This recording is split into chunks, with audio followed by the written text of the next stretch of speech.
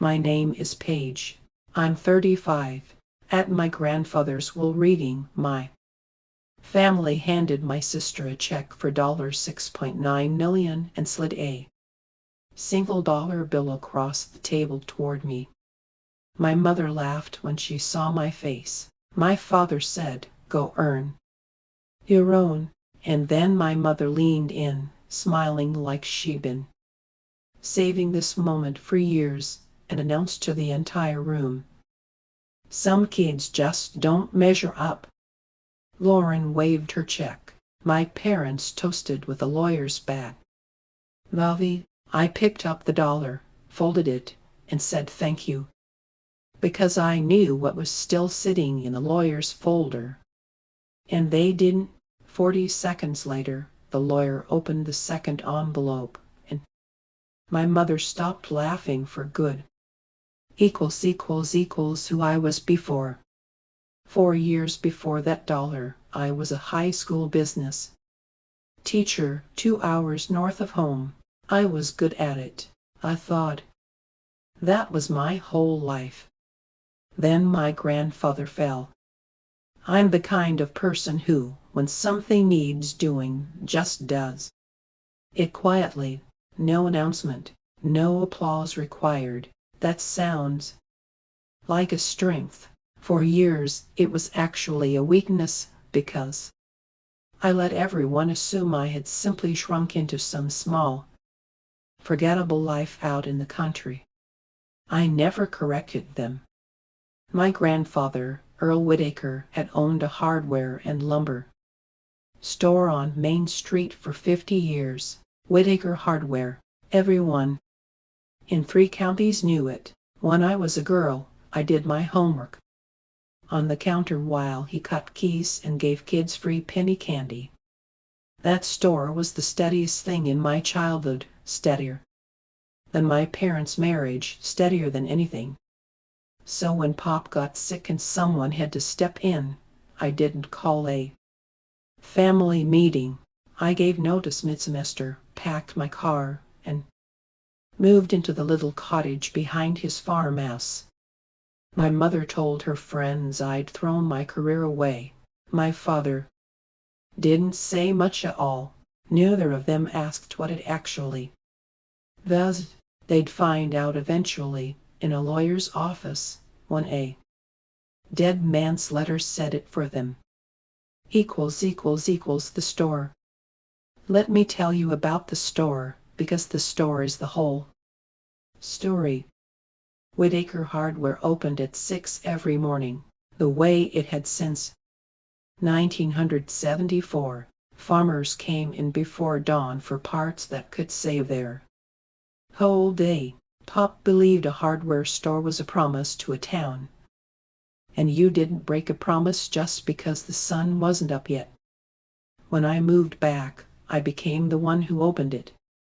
6 a.m., key in the lock, lights on, coffee going, the smell of cut wood and machine oil. I'd open the store, check on Pop, come back, check on Pop again. He still came in when he could, slower every month, and he'd sit on the stool by the register and watch me ring people up. One morning, he said something I've never forgotten. "You know how I always know who this place belongs to. It belongs to whoever opens it every morning." I thought he was being sentimental. He wasn't. He was telling me something plainly, the way he told me everything, and I was too tired and too used to being overlooked to hear the full weight. To my parents, that building was a dusty asset sitting on land that could be sold. To me and to Pop, it was the realest thing our family had ever built. Those two ways of seeing it were about to collide in a lawyer's office, with a dead man holding the gavel. The fall. It happened on a Tuesday in October, 4 years ago. Pop slipped on the loading dock at the hospital. They didn't just set his viz. They noticed his hand trembling. They ran tests. He was 84. The diagnosis came back clearly. He could live a good while yet, but he couldn't run a 50-year-old business while managing a progressive illness. Somebody had to step in. I was on the phone in the hospital hallway within the hour, calling my parents, calling my sister Lauren. My mother said, "Oh honey, that's so hard, but your father and I can't just drop everything." My sister Lauren, who lived 90 minutes away with no children and a job she complained about constantly, said she'd try to come up when things settled down. Things never settled down for Lauren. There was always a trip, a new apartment, a reason. I stood in that hallway and did the math every person in my situation eventually does. There were 3 of us who could have stepped up. There was one of us who would. I didn't resent it that first day. I want to be honest about that. I loved Pop and I would have chosen him over a semester of lesson plans every time. What built slowly over the next 4 years, like water behind a dam, was the way my family treated my showing up as proof that I had less of a life to protect. If being reliable meant I was worth less, not more. The circling. My parents visited maybe 3 times a year, and I started noticing a pattern. They never asked how Pop was sleeping, or whether his medication was working, or whether he was lonely in the evenings. They asked about the land. My father once stood at the farmhouse window, staring out at the 40 acres behind the store, and said to no one in particular, "You know what that acreage is worth now with the new highway going in?" My mother picked it up immediately. "Earl, have you thought about what happens to all this? You don't want it to be a burden." Pop, who was sharper than any of them gave him credit for, just said, "I've thought about everything, Lorraine. Don't you worry." And he winked at me across the room. I didn't understand the wink yet. They were already counting it. Every visit, the same careful circling. What's the store bringing in? What's the land appraise? Have you talked to anyone about selling?" Framed his concern. The way people talk when they want something but need to feel generous about wanting it. I'd watch Pop deflect. I'd watch them leave a little frustrated. And I'd go back to opening the store at 6 and crushing his pills into applesauce at night. I said nothing, filed it away the way I file everything, and I kept watching, because I was starting to understand that when Pop was gone, the people who never came would arrive with their hands out, and somebody needed to be paying attention. Lauren. Lauren came around more than my parents, but only because Lauren needed money more than my parents did. She'd show up every few months, always with a crisis, always with a number, a var, a deposit, a bridge until the next paycheck, and every time she'd find a quiet moment with Pop, and she'd leave with a check. I never begrudged Pop helping her. It was his money and his heart. What got me was how she talked about the store on her way out the door. "I don't know how you stand it here," she said to me once in the parking lot, sliding a check into her purse. "This dusty little money pit. You gave up a real career for this." The store had just cut a key for a single mother who'd locked herself out at midnight. Pop's name was over the door, and my sister called it a money pit while she pocketed his cash. I said something neutral. I always said something neutral. But I stood there watching her drive off, and I thought, you see, a money pit. I see the only thing this family ever built that was worth keeping, and one of us is going to be very surprised someday about which view Pop actually shared. I went back inside. Pop had heard the whole thing through the open door. He didn't say anything for a moment. Then he said, "Money runs through some people like water through a sieve. Hold things, that's different." I thought it was just a kind thing to say to a tire randomer. It was a clue. I kept missing the clues. Some kids just don't measure up. The full insult, the one that became a kind of family anthem, came at Thanksgiving, 3 years ago. I had cooked. Of course I had cooked.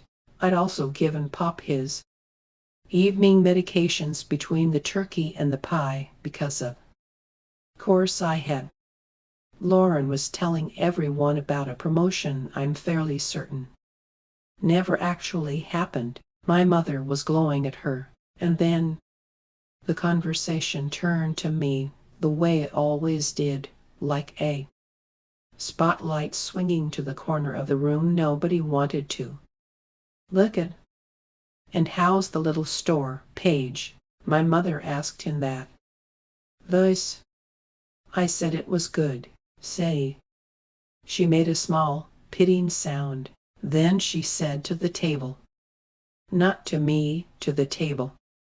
"I just think it's such a shame.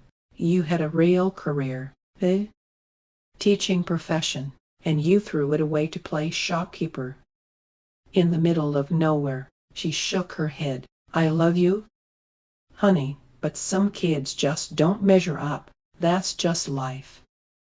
The table went quiet. Then someone passed the gravy and the moment closed over like water.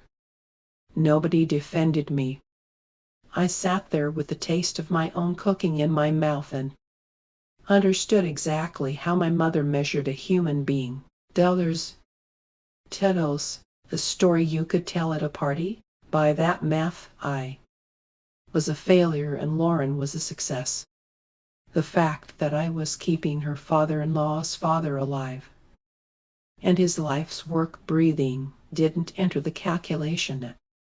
I didn't argue. I just thought one day the math is going to get corrected. I had no idea Pop had already done the correcting. Pop's question. That winter Pop got worried. His worry is what started everything. We were in the farmhouse kitchen one evening, him with his tea, me with my exhaustion, and he was having one of his clear nights. The kind where the disease stepped back and let him be entirely himself. "Paige," he said, "when I'm gone, they're going to come for the store." He didn't have to say who. We both knew.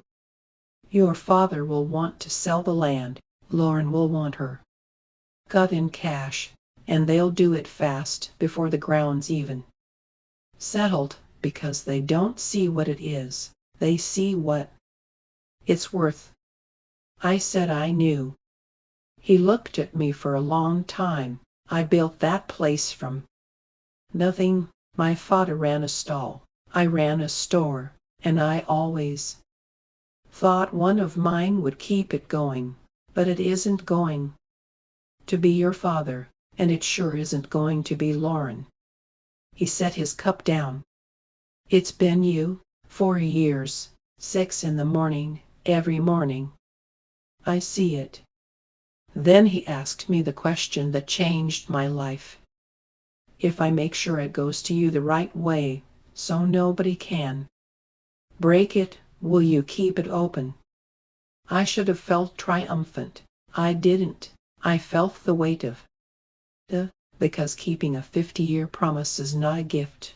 It's a dove, and it doesn't come with $6.9 million. But I looked at the man who had been the steadiest thing in my life and I said yes. And then I said the practical thing, the thing my family would later twist into proof that I had schemed. Pop, if we're going to do this, we have to do it so airtight that nobody can ever claim you weren't yourself when you decided. Because they will try. I'd watched enough of the world to know the truth doesn't defend itself. You have to build a wall around it while you still can. Building the wall. I told Pop we needed a real estate and estate attorney, so on, with no connection to the family, and I told him we needed his doctor involved, on the record, certifying that he understood exactly what he was doing. He laughed a little. You're thorough, he said. Pop, I said, I learned it from watching this family circle your land for 3 years. He stopped laughing and nodded. The next week I drove him to the office of a lawyer named Howard. Lynn and I sat in the waiting room while they met, because I didn't want to be in the room. I didn't want anyone to ever say I'd been whispering in his ear. What they decided over the next 2 months is the thing my parents never saw coming. They didn't put the store in his will. A will would have been the weak way, the contestable way. Instead, Howard structured a sale, a buy-sell agreement. Pop sold Whitaker Hardware and the 40 acres to me at a fair appraised value, while he was alive, capable, and certifiably of sound mind. I couldn't pay 6 figures in cash, so I signed a promissory note. I'd pay it down over years out of the store's profits and my own labor, the same way Pop's own father had once passed things down. In plain terms, I bought the store. I'm still paying for it. It was not a gift. It was a debt I took on willingly, with my name on a note and my 6 a.m. starts as the down payment. And the part Pop insisted on his physician, Dr. Holt, examine him and document it in writing that on the day he signed, Earl Whitaker understood the nature and consequences of it. Transaction completely. Howard notarized it. He had witnesses. He built the wall exactly as high as I'd asked, and then a little higher. When it was done, Pop shook my hand like we'd closed a deal at the lumber counter, which I suppose we had. Now they can scream all they want, he said. It's done and it's clean. Subscribe. You need to see what happens in that room. 2 years of silence. I didn't tell a soul. Not my parents, not Lauren, not even my closest friend. I just kept opening the store at 6. People ask me why I stayed quiet for 2 full years, why I let my mother call me a failure at holiday dinners when I was holding a deed she'd have traded her life for. The answer is strategy, and it's the part of myself I'm least sure how to feel about. I knew the moment I announced the store was mine, the war would start. While Pop was still alive and fragile, they'd pressure him on his bad days. They'd try to get him to undo it, and the stress might break him faster than the Parkinson's. They'd start building a legal case that he'd been incompetent, and every month the disease progressed would make that case easier to argue. The wall Howard built was strongest if nobody attacked it until Pop was gone and the medical record was frozen in time, dated back to when he was clearly sound. So I stayed quiet. I absorbed the insults. I let them count their inheritance out loud at my grandfather's bedside. I poured his applesauce. I said nothing, because silence was the only way to protect both the man and the promise. It was the loneliest 2 years of my life. There were nights I wanted to scream the truth across the dinner table just to watch their faces change. I never did. I'd learned from watching my family that the people who talk the most usually have the least, and the ones who hold their cards tend to keep their houses. So I held mine, and I waited for a room with a lawyer in it. The tin box. Near the end, on one of his last clear nights, Pop gave me a tin box, an old one, the kind that used to hold hard candy. Dented at one corner, he kept it in the bottom drawer of his dresser. He placed it in my hands with both of his, the way you hand someone something that matters. When Howard calls everyone in to read the will, he said, you bring this. Don't open it before then unless you have to. And don't let them see it until the lawyer's done his part. His voice was thin that night, but his eyes were absolutely there. Promise me you'll let the lawyer read my letter out loud, though, in front of everyone. I promised. I asked what was in the box. He just smiled, that lumber counter smile, the smile of a man who just closed a good deal. Insurance, he said, and the truth, in case anybody's forgotten how to recognize it. He died 11 days later, in his own bed, in the farmhouse, with me holding his hand and the store key in my pocket. Because I had opened up that morning, like always. The last thing he said wasn't profound. It was, did you get the dock light fixed? I told him I had. He nodded, satisfied, like a man whose affairs were in order, which they were, more than anyone but me and Howard Lind knew. 2 days before the reading, I broke my promise a little. Opened the tin box. 3 things inside. First, a copy of the buy-sell agreement, my signature, Pab's signature, Howard's stamp, the date, from a time when no one could pretend his mind was gone. Second, Dr. Holt's medical certification, her professional letterhead, her statement that on the day of signing, Earl Whitaker understood completely what he was doing. The wall, in 2 pages. Third, a note, handwritten on a torn half-sheet of the store's order paper, the kind we used at the lumber counter. His handwriting had gotten shaky, but every word was legible. I read it 1,000 times since. The store stays with whoever opens it every morning. I changed nothing on my deathbed. I changed it while I could still drive. Anybody who calls that manipulation never once made the drive themselves. Love, Pa. I sat at my kitchen table and I didn't cry. Not right then. Just felt something settle, something that had been crooked my whole life finally going straight. He didn't leave me the store in a will, soft and contestable. He sold it to me on paper 2 years before anyone was watching.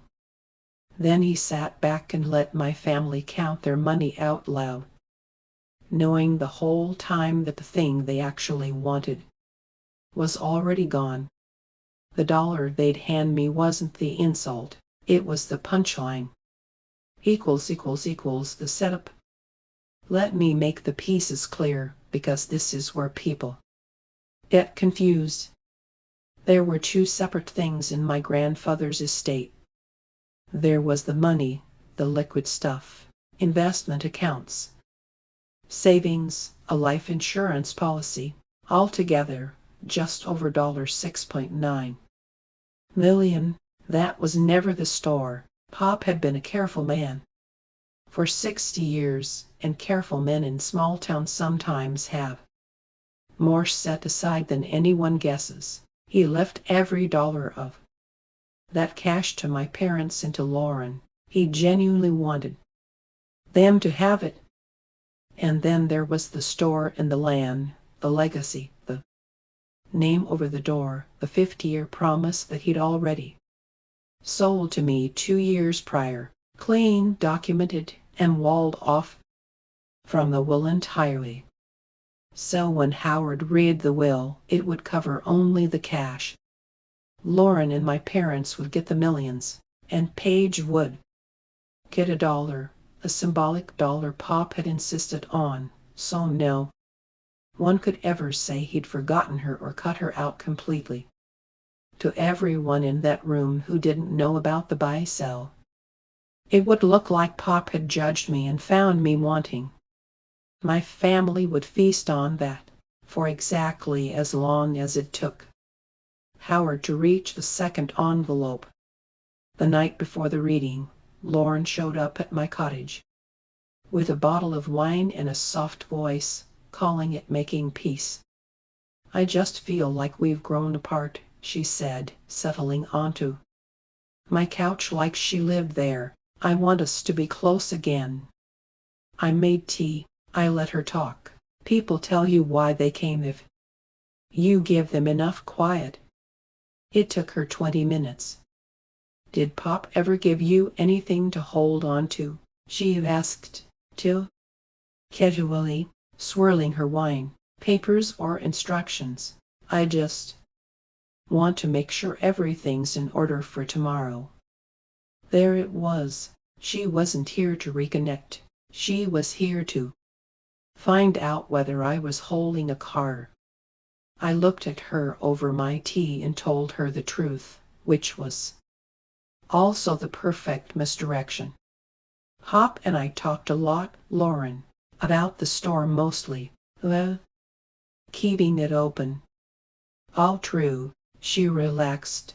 Decided I was exactly the sentimental loser she needed me to be.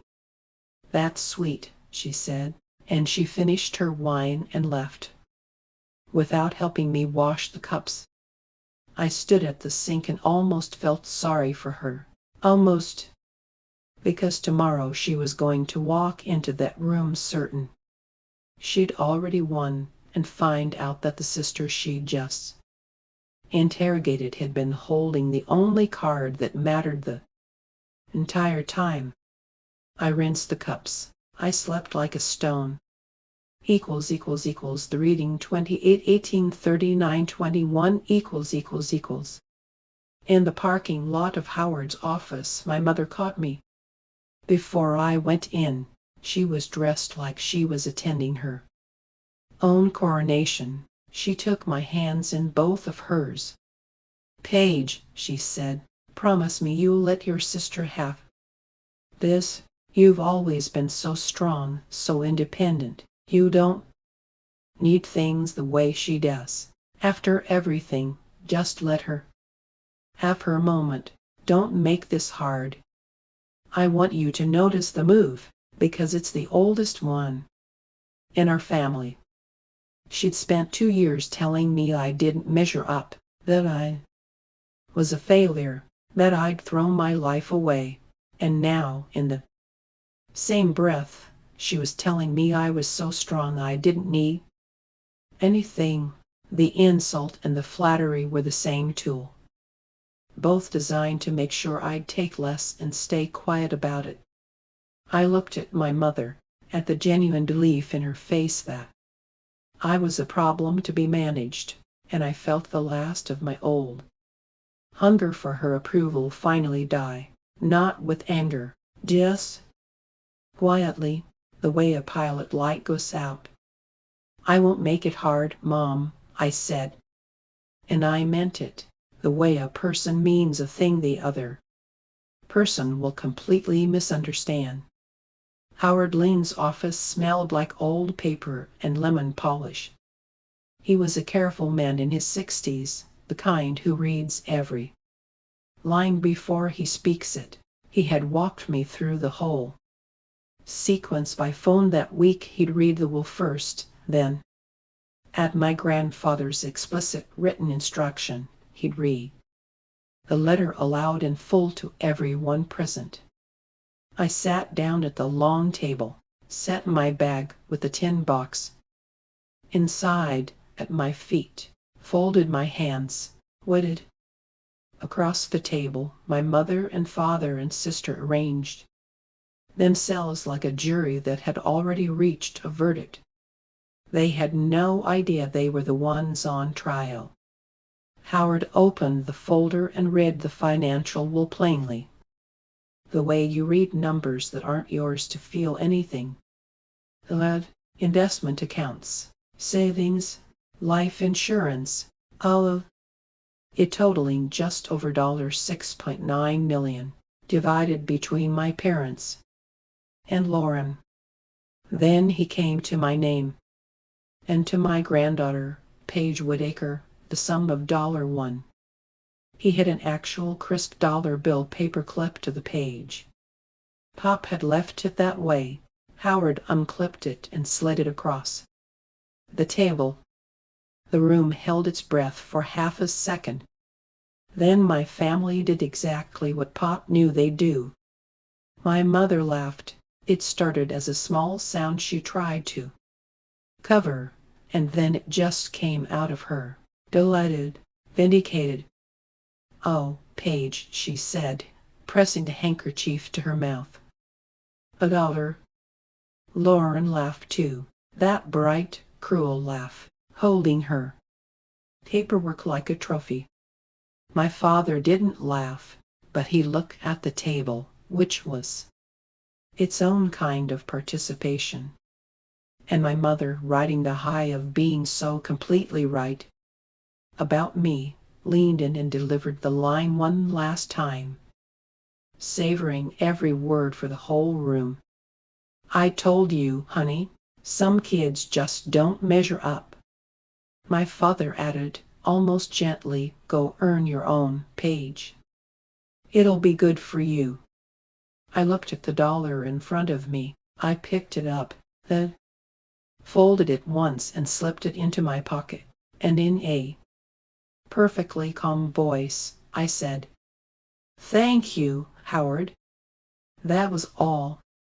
I sat there holding my dollar, letting them have their victory. Then, while Howard Lind reached for the second envelope, the letter. "Before we conclude," Howard said, "Mr. Whitaker left a letter.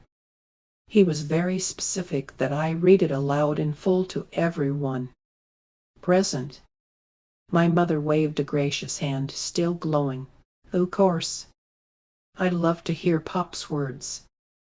She thought it would be a sentimental goodbye. Howard put on his reading glasses, and within 3 sentences, the temperature of the room changed. "To my family, by now, Howard has told you about the money. I hope it does you good. I left it to you because I love you, and because I know you'll want it, but I need to explain the store, because the store was never money to give." Howard turned the page. 2 years ago, while I could still drive myself to this office, of my own free will and in my right mind, I sold Whitaker Hardware and the 40 acres behind it to my granddaughter, Paige, for a fair price on a promissory note she is still buying. Dr. Holt examined me that same day and put it in writing that I knew exactly what I was doing. He kept reading. "It is not in this will because it was never mine to will. It was already hers, bought and paid for, morning by morning. For 4 years, I gave Paige $1 in this will, not as an insult, but so that no one could ever say I forgot her. The truth is, she's the only one I didn't have to leave anything to, because she'd already earned the only thing that mattered." Howard lowered the page slightly. "The store stays with whoever opens it every morning. Signed, Earl Whitaker." For 1 full second, nobody moved. Then my mother came up out of her chair so fast it scraped back and toppled. That's not possible. Her voice wasn't laughing anymore. It was climbing toward a shriek. He wasn't in his right mind. She manipulated him. She was out there, alone with him for years, whispering, taking advantage of a sick old man. She was shaking, pointing at me across the table. This is theft. This is elder abuse. Fight it, Gary. Tell them. My father said nothing. I looked at my mother, at the panic finally cracking the certainty she'd worn my whole life, and I said the only thing I'd been saving for 2 years. He wasn't manipulated, Mom. He was paying attention. Then I went quiet and let the lawyer's office fill with a sound of her coming apart. The documents. Howard let her run out of steam the way you let a kettle finish screaming. Then he laid the documents on the table where everyone could see them. The buy-sell agreement, 2 years old, signed and notarized. Dr. Holt's medical certification, dated the same day on her professional letterhead. Mrs. Whitaker, Howard said, not unkindly, you're free to consult an attorney, but I'd be doing you a disservice if I didn't tell you plainly. This transaction was completed 2 years ago with contemporaneous medical certification of vivacity, witnessed and notarized. It is, in my professional opinion, not a will to contest. It's a closed sale. My mother stared at the papers like they might rearrange themselves if she hated them hard enough. My uncle, who'd come as a witness and said nothing all morning, picked up the medical letter, read it, and set it down with a low whistle. Well, he said, looking at me with something I'd never seen from that side of the family, looks like she measured up. After all. Lauren burst into tears. Not brief fury, the tears of someone watching a prize get smaller in real time. So I get money and she gets the whole business and the land. How is that fair? The store is worth more than the cash. Someday, everybody knows the highway's coming. And there it was, the truth she didn't mean to say. They had always known the store was the real fortune. They'd been so busy mocking me for keeping it open that they never imagined I'd end up holding it. My mother turned to me, grasping, and reached one more time for the old weapon. Go earn your own, she repeated, bitterly now, like it still had power. I looked at her steadily. I did, Mom, I said, every morning at 6, for 4 years. My father put his face in his hands. Nobody laughed at me again. Closing words. Before I stood up, I said what I'd actually come to say. I'm not taking anything that's yours. The money is yours. Bev wanted you to have it, all $6.9 million. I won't touch a dollar. I'm not contesting a thing. I looked around the table. And the store is mine. It was a sale. It's done. And I'm still paying for it. I'm not getting rich. I'm getting up at 6. I pause. If any of you ever want to come by, you're welcome. As family. Not as buyers. Not as appraisers. As family. I picked up my bag with the tin box inside, unopened, because I'd never needed it. Howard's originals had done the work. But the mornings are mine, and so is the name over the door. And nobody at this table gets to call me a failure again. Then I stood up. First, for my entire life, I'd been the one who stayed late, who cleaned up, who waited until everyone else had what they needed. This time I stood up first, picked up my bag, and walked out of that office into the ordinary daylight of an ordinary Tuesday, with a folded dollar in my pocket and a 50-year promise on my shoulders. I drove straight to the store, unlocked the door, turned on the lights, stood behind Pop's register, and finally let myself breathe. Aftermath. My mother consulted 2 lawyers.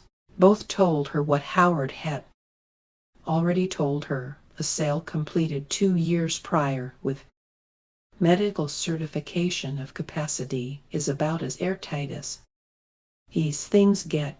She'd be spending her inheritance to fight something she'd lose. Even she could do that math. So the contest my whole family assumed would happen simply never did. The store stayed mine, quietly, the way it had been mine on paper for 2 years already. Lauren took her share of the cash and did what Lauren does with money, watched it leave. But something shifted in her. Over that first year, she called me one evening, not for money, just to talk, and somewhere in the conversation she asked in a small voice, what was he like at the end? Wasn't there. I should have been there. It was the first true thing she'd said to me in a decade. Told her about the flood of '78, and the church social, and the dock light. She cried, the real kind, this time. We talked for an hour. We're not close, my sister and I.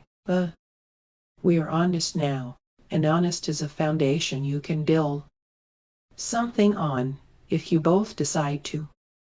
My father started coming by the store. Not often. We don't say much, but every few weeks his truck pulls in and he wanders the aisles. Sometimes he picks up a broom and sweeps without being asked. I let him, because I think it's the only apology he knows how to make. My mother and I barely speak. She has never once said she was wrong, and I've stopped waiting. Some people can't afford the mirror. A woman who measured her daughters in dollars for 60 years isn't going to learn a new unit of measurement. At the end, I made my peace with that. It's lighter than you'd think, once you stop hoping. The store is still open, 6 in the morning, every morning. Key in the lock, lights on, coffee going. I'm still paying the promissory note, and I will be for years. I am not a wealthy woman. I'm just the woman whose name is over a door that's kept a promise for 50 years. I keep Pop's torn half-sheet of order paper taped to the register where I can see it every morning. The store stays with whoever opens it every morning. Some days the farmers come in before dawn, and I think about how my family looked at this place and saw a dusty money pit, and how Pop and I looked at it and saw the realest thing we ever had. I know which one of us was right. So did he. That's why there's a tin box in my closet I never had to open. Clothing. A legacy doesn't go to the child you brag about at parties. It goes to the one who keeps showing up after everyone else has gone home. They handed me $1 and a smirk. Some kids just don't measure up. Go earn your own. He left me a tin box, a signed deed, and a doctor's letter that proved every word of that wrong. If you've ever been the one who stayed while everyone else sent excuses and flowers, your presence was never worth less than their money. It was worth everything. Share this with someone who showed up when it counted. Tell me your story in the comments. and subscribe because the quiet ones always have the best endings.